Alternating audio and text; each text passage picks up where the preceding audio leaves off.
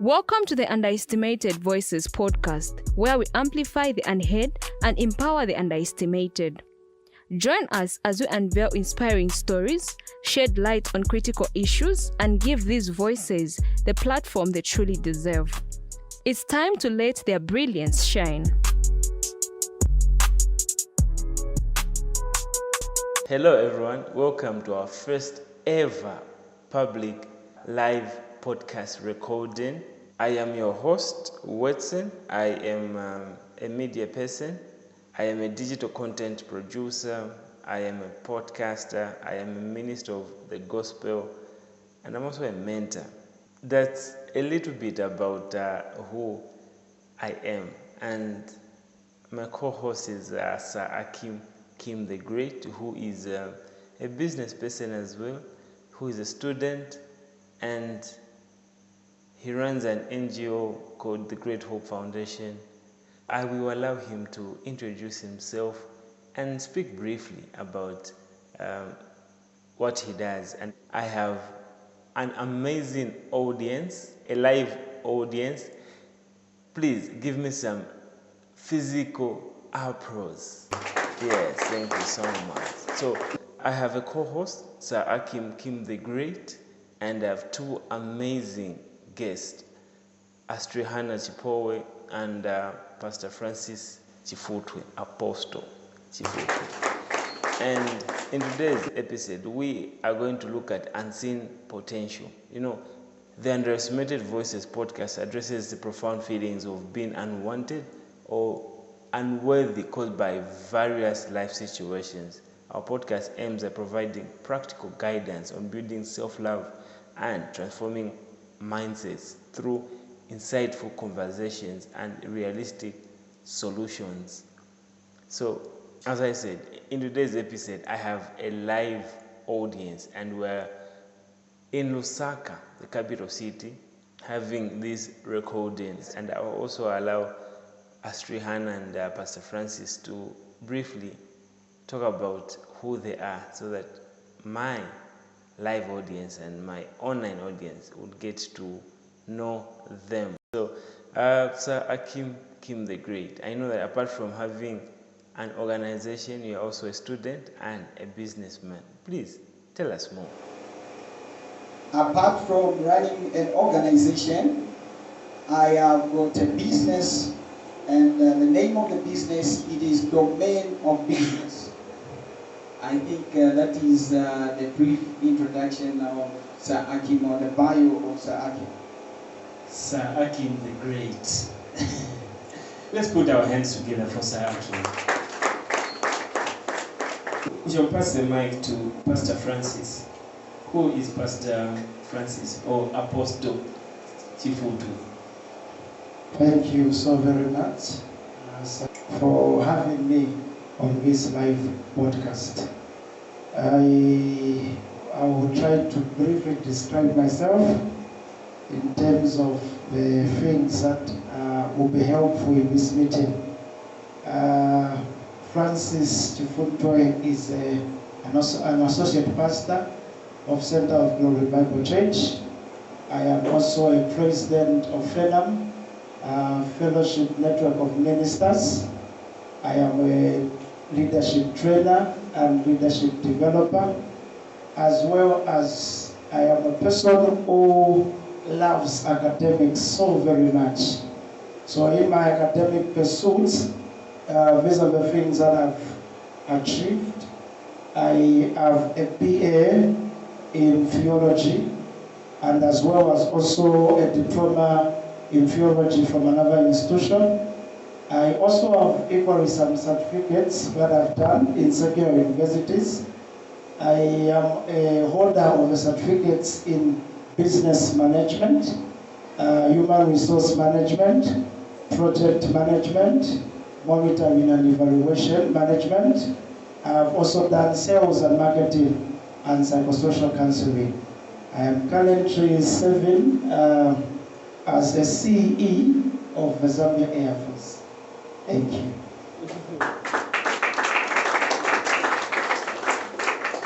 And our lady, Astrihanna. And little did I know that That's not your governing name. Please, who is Astrihanna?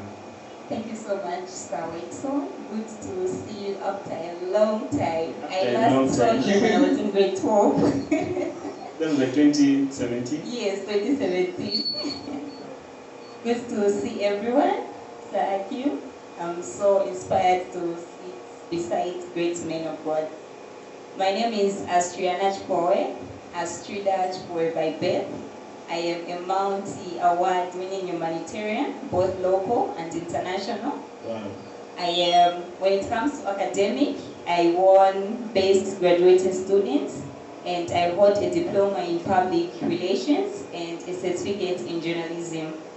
Aside from that, I work as an executive assistant at CBMC Africa and vice president for public relations for She Speaks Toastmasters. I am a public speaker, communication specialist, and public relations professional. Aside from that, I am a founder and CEO of an organization called Youth Care Foundation. I founded it in 2018, and I've been running it till now. And aside from that, a lot of things, I wear many hats. Aside from that, I am also an initiator of Speak Up Daily. Basically, Speak Up Daily is an initiative where I get to encourage people to use their voice through public speaking and communication. Thank you so much. Thank you so much. You might think that these people are old, but trust me, everyone here, we are all below 35, and we are all below 34. Should I go down further? That's a story for another day. But you see, all these, they are powerful men and women of God. If we give them a mic, you'll be shocked. But aside from the altar, there are things that are doing, that they're making impact in people's lives. So I'll go straight to Astrihanna. Briefly, can you share your own story on being underestimated? I know you've done a number of things, and I know that in all those things, there was a point when one individual, briefly, how did the underestimation impact your journey as you said all these things that you just mentioned to us, briefly? Thank you so much for that question. Well, underestimation, I love the theme unseen potential. When it comes to underestimation, I have been underestimated in a lot of things ever since I was 9 years. So I grew up as a young girl full of, motivation, inspiration. I had a lot of dreams, but I was told that I could never fulfill those dreams no matter what. But aside from that, I decided to see the potential in me. And because of other people that I met along the way, they believed in me. Some people told me that I can never do what I want to do. My dream was to become a TV star. And when I became a TV star, a lot of people were shocked because they thought, no, you can't be a TV star. You don't even know how to speak English. Trust me, I never used to speak good English. So people would laugh at me. But then, looking at how far I've come from being a TV star, I told myself I'm going to be one of the best public relations practitioners that we have in Zambia, in Africa, and global at large. And that process began when I started school. But that wasn't over. I was told I cannot manage school and work at the same time. I was told, just pick one. You can't balance two things. I was looked down. I was told I'm going to stop school along the way. I was told a lot of things. But for me, my focus was eyes on the ball, Astrihanna. Eyes on the ball. You have to do this because you want to become this. And you will show these people to say, it doesn't matter where you're coming from. It doesn't matter what people say about you. You can unleash your potential. And that's how my journey began. Aside from just dreaming that, I wanted to form an organization. A lot of people looked down on me because of my age. I faced cyberbullying because of the same. People would send me messages thinking that the founder of Youth Care Foundation is a very odd person, but I was just this young girl, that's like the way I'm looking, a very young girl, very small, tiny, and I walk into someone's office seeking for funds. Did they look down on me? Yes, they did. But it's the words that I said in that office that made me even collect those funds for the organization. So it doesn't matter where you're coming from. People will still underestimate you, no matter what. But I did it because I believed in myself and I knew to say I serve a God who says, I know the plans that I have for you, plans to prosper you and not to harm you. Thank you so much. Sir Francis. I have many stories to tell, both from the ministry front as well as also in the corporate world, and also in my ministry as a writer. Let me just share, I think, two of them, because if I begin from the background, being underestimated is one of the voices that has edited many dreams in societies. A lot of dreams, a lot of inspiration and aspiration that a lot of people had in society have been edited by many people that surrounded us, who told us we cannot do it, we cannot become it. And equally it happens in corporations as well as also in ministry. So for me, starting from the journey when I was a supervisor, when I was employed just as a supervisor for Benag Enterprise, which was running a franchise of debonaires. I was employed to be a manager in training.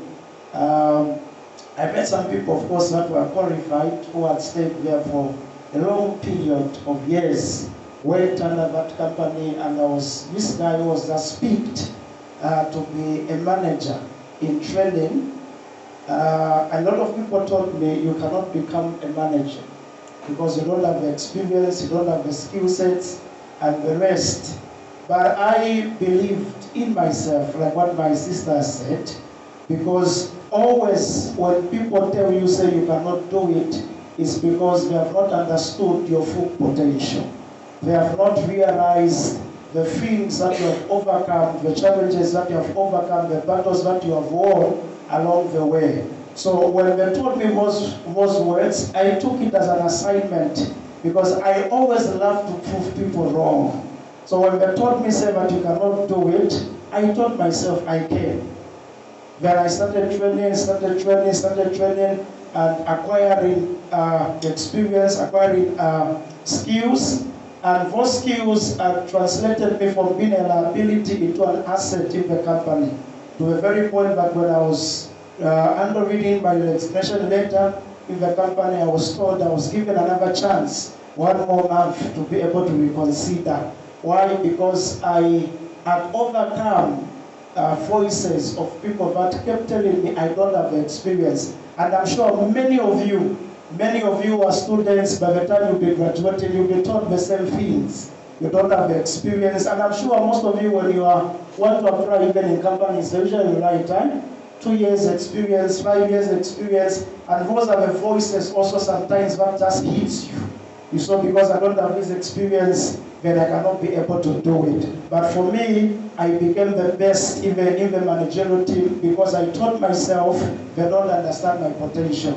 And I believe in myself and I believe I can do it, and I did it. And also coming to writing, within the context of our nation, the reading culture of our nation is very poor. I don't know why, but I'm also told it is extended to the African continent. Like they always say, if you want to hide anything from a black man, hide it in a book. Surely many black people don't read. So when I was venturing on the journey of being a writer, I was told many things why I will fail in that adventure. Because number one, the main one was people don't read in Zambia. People are not readers in Zambia. So even if you produce a book, you buy it yourself and your entire family. That's when it's just going to reach. But I said, no, I will do it because I have a passion for this thing. So I wrote the book, and also when I wrote the book, it was just in the stages of a manuscript. I had taken it to publishers, and publishers also they had added, but men of God are bad writers. Because when you are reading their books, you'll be reading sermons. The grammar, the sentences will be somewhere else. So, but I told them, but me, I'm a pastor, I'm a man of God, but my English, my grammar, I'm telling you, is going to surprise you. Of course, they underestimated my potential as a writer, but I brushed it off. I believed in what I carried, and I believed that I was a person and I'm a man of value. I went ahead, met certain people that were writers. They encouraged me that within the context of our nation, people will be able to give you such feedback. But continue pursuing until you produce the book. I wrote the book, and I went and submitted it to His Eminence, the Ambassador Bishop Billy Fuller. He read the book and he gave me recommendations. He said, son, this is the book for the mature concerning ministry.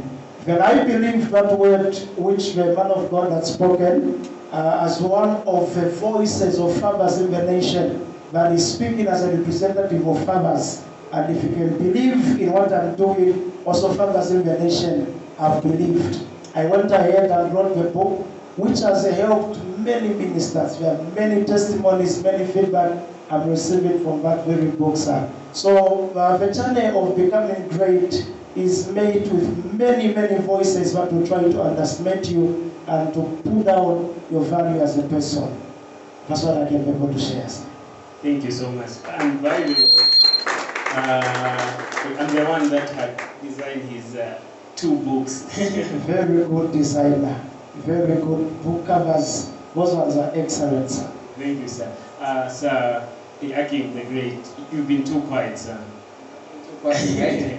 And I'm so worried. I was enjoying.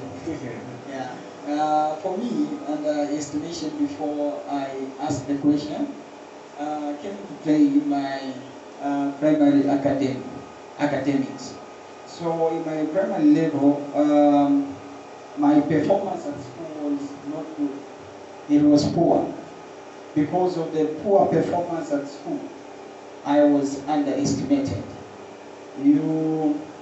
There are certain opportunities that I missed out because they underestimated me. You understand that you yourself, you know that you have what it takes for you to utilize the opportunity that you see. And because of that, I almost lost the track. I wanted to commit suicide because I considered myself as nothing, and I thought that there is nothing good that can come out of me. Because people never considered me. In certain programs, people never counted me. You see, because of the poor performance in my primary academics. And I'll say that happened before I had information and the knowledge of who I am, before I identified myself. But I thank God that after I identified myself, underestimation gave me the courage to push for. Underestimation became an anchor to my improvement. I improved because I wanted to show people that I have what it takes for me to be where they don't see me.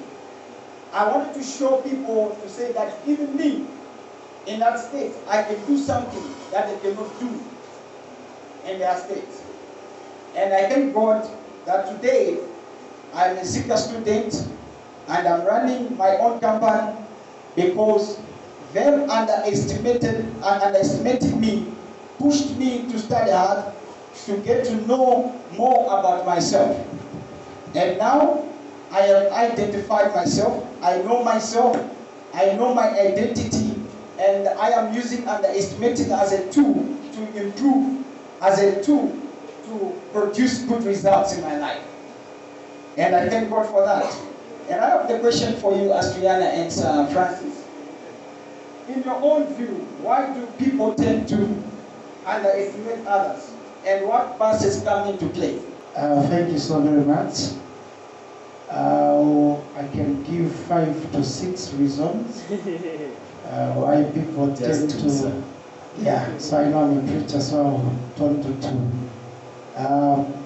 The reason why, number one, why other people tend to underestimate others, number one is because people who underestimate others just overrate themselves. Because there are certain people, they have come from a certain background, they have come from a certain class, they are coming from a certain family, and you are coming from a family that is struggling, humble beginnings, and they consider themselves that they have more value than you.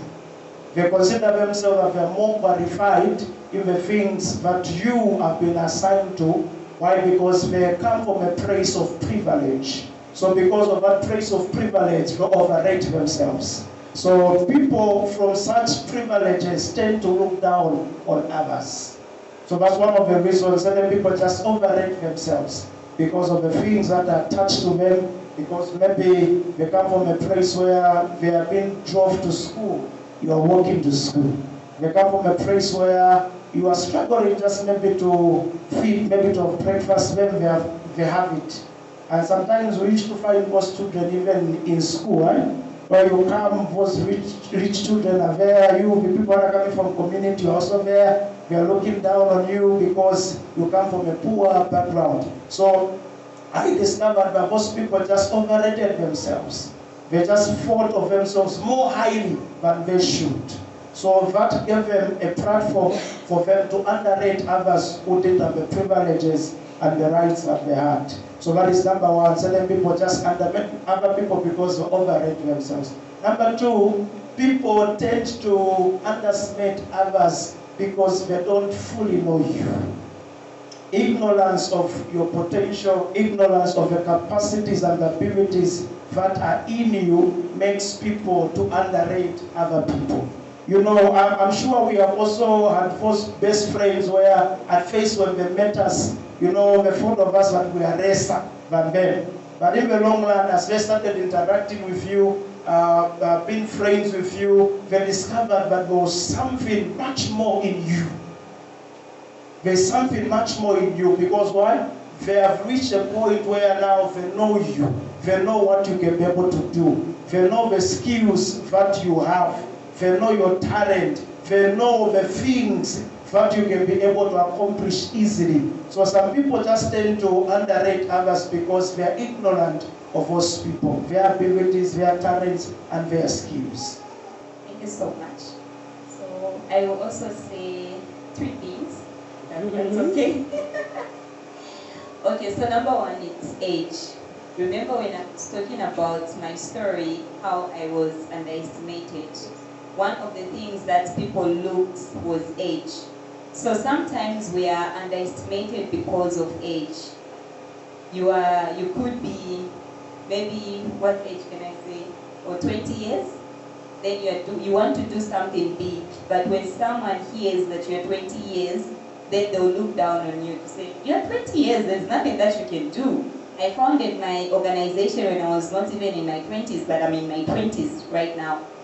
But because of that, people looked, she can't manage an organization, she's too young. So age is one of the factors. Sometimes it's also status. We live in a society where we have the rich and the poor. I remember in 2018, I was invited to speak at a workshop where I was given a topic to talk about you can make it doesn't matter where you're coming from. So certain times, status also, just because I come from Kwajaki and he comes from Kablonga, he's got more privileges than I have because of just the name Kwajaki. Don't you think that Kwajaki someone can come out, a president can come out from Kwajaki? Huh? Definitely. So age and also status, we don't need to define people based on status. We need to define people because we've seen the potential that they have. If you are capable of doing something, we need to believe in you, and like just looking at your age. Age shouldn't be an hindrance for you to do something great. So those are 2 things. The other thing is gender, especially when it comes to us ladies. There are times when you're told, no, you're a lady, you can't do this. But there are times when you say, no, this job is only for men. We understand that there are jobs which are basically for men, and yes, these jobs are for women. Let's say working at a reception, they'll need a female. Because female, they've got this smile. We've got this smile, right? They've got this smile. So also gender plays a role in that.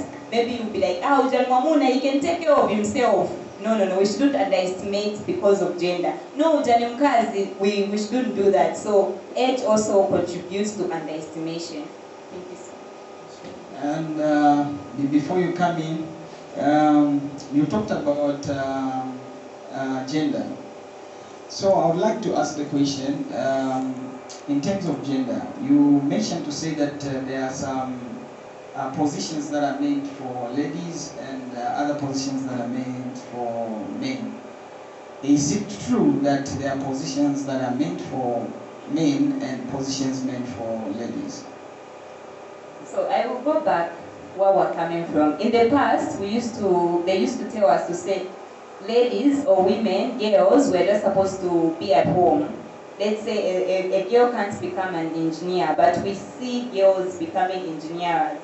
A girl can't become a police officer, but we see a lot of them right now. So where we're coming from, gender was a big factor, saying girls cannot do these things, only men. So there's certain times when you walk into an office, or maybe you're applying for a job, they'll tell you to say, no, we prefer a male or we prefer a female. Even now, when you're applying, they'll tell you to say, preferably men. They've got their own reasons why they want men. And also, I'm going to defend this on two ways. Also, when it comes to when they tell us to say we prefer men to do this job, there are certain jobs where ladies maybe cannot manage to lift heavy things, like in the industries. You find that most of the people that work in the industries are men because there are heavy things that are there. They would prefer, let's say, okay, a female can work in the industry but at the reception. A female can work in the industries, but maybe as an accountant or any space, but not putting you in those heavy things where you need to lift these things and everything like that. But the also positive side is that we also female can do jobs that also men can do. We've got pilots who are male, and we've got pilots who are female. Once in 2022, I was traveling to South Africa. I was on Rwanda Air. I didn't know that the pilot was female until I landed in South Africa, and also when I landed in Zambia, the pilot was a female, and that was my first time hearing a voice of a female. You imagine. You are in the air and you don't know if it's a man, because what we understand is that only men can become pilots. But I experienced a pilot, a female pilot. So it is possible that we also, ladies, can do jobs that men can do. So we don't need to be underestimated based on that. Thank you very much. You wanted to say something, maybe you can say within 30 seconds. Oh, thank you. I wanted just to also add the third reason why some people tend to underestimate other people as well. One of the other reasons is because of the people that have been underestimated. You know, sometimes if you don't realize your value, you allow people to step on you, to speak evil things concerning you, and just accept it. You give them power over your life. Because no one has power over your life except the one that you give them. So consider yourself as a person of value, and that way it will help other people to see you like one. Because if you don't see yourself as a person of value, even other people will not see you as a person of value. Thank you. All right, Sir Wedson, any add-on? No, I think all has been spoken, but I will only encourage everyone, self-belief, as he said, it's very important in this journey to discover your unseen potential. So I think everything has been said by our guests. Looking at what you have said, the 6 things that you have both shared, how can people now, as we talk about the unseen potential in each and every one of us, how can people recognize that in them? And if they fail to do that, how can others recognize their potential in life. Maybe they're good in this, then they can be able to get empowered if they go this route than taking this route. How can people recognize the potential in others, the unseen potential? Sir Francis. You can recognize the potential in others and even in yourself when you follow, number one, the journey of passion. What are those things that are you passionate about? Those things that you can easily do without stress, without having any headache about it. Because the things that we can do easily are the things that reveals to us our potential, and also it also reveals to other people that these are the things that we have as a person, whether a talent, as a gift. Because if you give me to sing here, you will be able to see that I will be able to be struggling and I will not be able to do it with passion. Not that it's wrong, but because it's not just in me to sing. Right? But someone, if you give someone the mic, they will fly all over. They will touch realms, like in the church what they say. Because it's them, it's their passion. They can be able to do it easily. Something that you can be able to do easily without any struggle reveals your potential. And that's one of the things that we must be able to value, because society always teaches us to value profit above passion. Sometimes you may be passionate about maybe being a doctor. Sometimes you may be passionate about just being maybe a graphic designer, and they will tell you, say, being a graphic designer, it will feed you. Is it going to take care of you? So many people tend to put profit over passion. The things that we have discovered that we can be able to do easily, but these are the things that are our passion or our potential. So the other thing also is through participation through activities in mentorship. Someone who has a similar passion or potential that you have can easily identify and help you to grow that potential, because they have walked that journey that you have already walked, that you are walking at that particular time. So through those two channels. So just like what Pastor Francis has said, I'll dive on the mentorship aspects. It's very important to have mentors. Mentors play a very huge role in our passion, our talents, or whatever we want to pursue. You need, when let's say for example you are good at singing, you need someone who is going to mentor you. Also, when it comes to discovering what you're passionate about, for me, I like giving stories because it's very relatable. When I was still in school, I really wanted to become a journalist, but people didn't see the journalist in me because they saw someone who never used to know how to speak English. So once you discover something that you love, I discovered to say, I love media, and what can I do for me to make sure that I go into this thing? I started watching people that are already in it, and I started asking questions. How do you do it? Because, in as much as you can know a lot of things, but learning never ends. You need to learn, you need to relearn, and you need to keep learning. That's how you grow your passion. Also, be willing to sit down to people who've gone ahead of you. Have a mentor, have a sponsor. One, a mentor will guide you. A mentor will pay attention to you. Your dreams, you're going to talk to your mentor. I believe Pastor Francis also had a dream and he spoke to someone. Look at the story of Joseph in the Bible. Joseph the dreamer. You read it. So you need to have a mentor. Someone that you're going to go to. Look at Elijah and Elisha. Look at Moses and Joshua. When you look at them, you see that Joshua was following Moses. Elisha was following Elijah. So you also need to find your Elijah. Ask yourself, who is my Elijah? When you do that, go to that person, ask them questions. So this is what I want to do. How should I do it? Because certain times, also there was a time I didn't have a mentor, and I wanted to do a lot of things, but I was on the crossroads. Do you know the crossroads? It's why you want to go this side, you want to go this side, you want to go this side. You're just there, you don't know what you want, you are scattered. So you need to find your niche. Make sure you work on it, Work on that thing that you love doing. Work on it. Do your best. I live by the scripture, Colossians 3 verse 23 to 24. Read that scripture. Whatever your hands find to do it as if you are working for the Lord. For me, when I'm working, I look at that scripture. In everything that I'm doing, I look at that scripture because it drives me, it moves with me. And also I spoke of a sponsor. When you find a sponsor is going to mention your name when you are not in the room. They'll be like, we've got Maria. Maria does this. She's a great writer. That's your sponsor.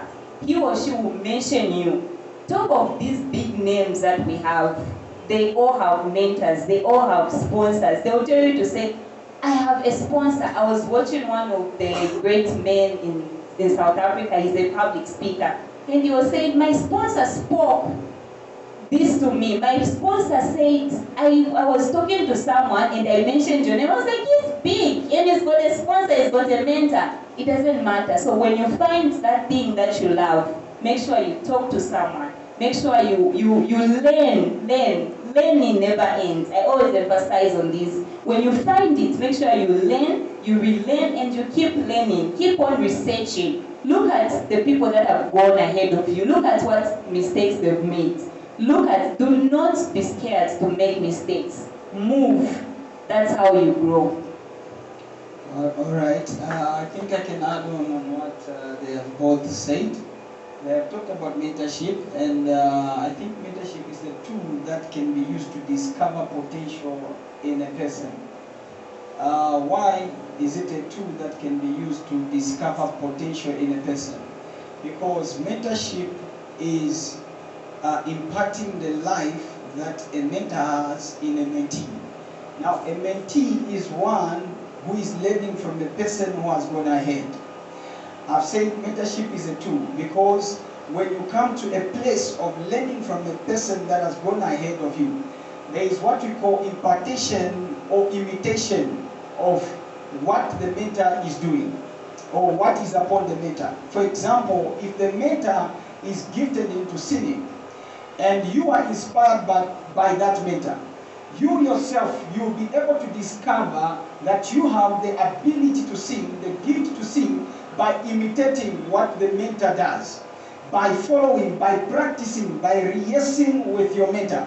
So be found in a place of mentorship. Be found in a place where you are able to learn from people who have gone ahead of you. Your potential in you can only be exposed by imitating people who have gone ahead of you. In imitating, there are things that are enwrapped in us, that are engrafted in us by God, that get to be exposed. For example, you are born with a lot of abilities, and we are going to talk about talent. Talent is one of the abilities that God gave a human being. You are born with talents. Each and every person has been given abilities. You never discover that you have that ability to cook until you get to a place where they cook. You never discover that you have the ability to kick a ball until you get to a place where you be inspired to kick a ball. And the people who inspire you are those who have gone ahead of you. So be in a place where you are learning from people who have gone ahead of you, and you'll be able to discover that you have which your mentors have. And that which your mentors have will be able to be exposed through impartation of gifts. I think that's my addition on that one. I would like you to examine how stories and social media can make you feel underestimated. Alright, to start with social media. We know right now everything we want is on social media. These days you don't necessarily need to even sit down at home, watch news. You can easily go on social media, watch news there using your phone. A lot of stories are going on social media, a lot of them, and we see each and every day. There was a point I decided to reduce on social media because every time I go on social media, my friends were getting married, my friends were buying vehicles, my friends were building, and everything. I was like, wow, it seems like people are doing great. But then I realized to say we all have different paths. My path is not his path. Your path is not my path. So if my friend is building today, it doesn't mean that I also need to be on that stage. No, it doesn't mean like that. So you find that social media will underestimate us because you look at how someone is looking on social media, how they are posting. You don't even know if that's real. Because even right now, I can just go on social media and say something, get a photo somewhere, but I'm not even living that. So by doing that, I feel so underestimated. Like my friends are happening every weekend. It's happening. Every weekend they're going to eat. Every weekend they're going where? But do you know what they're getting the money?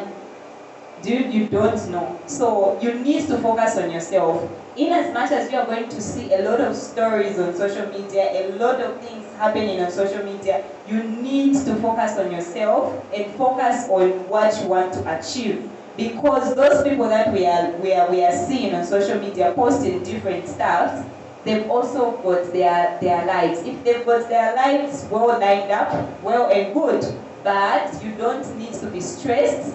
Social media can be stressing. It has stressed me before, and I understand being a media person. I once faced cyberbullying because of social media, or because of my age. So I understand how social media works. You need to just focus on what you want to achieve. If you focus on what social media, every day your friend is posting this, every day your friend is doing this, you feel underestimated because of that. No. You've got abilities, you are capable of doing something. Just focus. If you need to follow your mentor on social media, if there's someone who inspires you and you want to follow them, go to their page, follow them. There are people that I follow on social media. I just go on their page, follow them, look at what they are posting. I understand, okay, I follow Ms. Ngamelu, I know where she works, she inspires me, I follow her. Oh no, I follow this person, I know what they're doing, I follow them. But we as young people, if we are going to really focus on social media defining our lives, then we won't go anywhere. We need to make sure that we focus on the things that we want to achieve. All right, thank you very much. So, Francis, in just a minute, any add-on? Yes, I wanted just to add on what she has said. Social media, it's a tool that can be helpful, and also it's a tool that can be of great distraction to your life. Because most of the time when you look at the lifestyle, as she has said, that are being posted on social media, and some stuff, some news that go on social media, many times they introduce two factors, which tends to be which tends to be tools and medium through which underestimation happens. When you give yourself to social media, stories that are fake, that are not real, that are not productive, you'll discover that it will introduce comparison in your life. You start comparing your life with another person's life. And also, if that person you are comparing your life with, you are doing okay, you are doing well, it tends to speak a voice in your head and in your mind that tends to underestimate your efforts. Even the little efforts that you are making, they will be eroded because you have given yourself to such information that has tended to be toxic and introduce comparison. And it also introduces competition. It will put you in competition with people who they don't even know that they are in competition with you. You'll be competing with people doing activities that will be making your life to be a liability. So you must be able to handle social media with care and with caution. And many times, social media tends to be a tool that brings underestimation when you give yourself to unproductive things on social media. Because on social media, there are two things. Things that are productive, things that you can be able to learn to improve yourself, and things that are unproductive. So when you give yourself to unproductive things on social media, it will introduce a voice of underestimation in your life. So every time when that voice rings, please know that you are giving attention to wrong things on social media. Thank you very much. Sir Wedson, another? I think all has been said. If you want to live a frustrated life, continue to follow social media, because personally, I think I've overgrown social media. I don't get moved, especially that I come from the media world. In just a minute, as we conclude, Sir Francis and Astrihanna, what